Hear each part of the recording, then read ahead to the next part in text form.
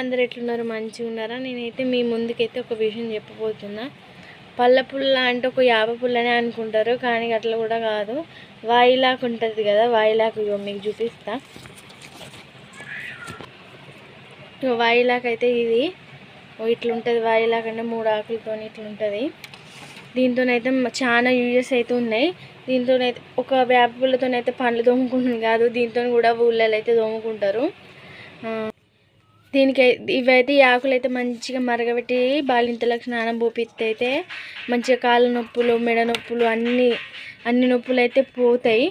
మంచి అరోమా ఉంటుంది, ఇలా స్మెల్, మంచి స్మెల్ వస్తుంది ఇదైతే.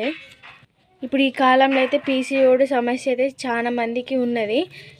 2-3 ఆకులు తీసుకొని మరగబెట్టి రోజు పొద్దున్నే తాగినామనుకో మెన్సెస్ కూడా అంటే డేట్ కూడా రెగ్యులర్ ఉంటుంది.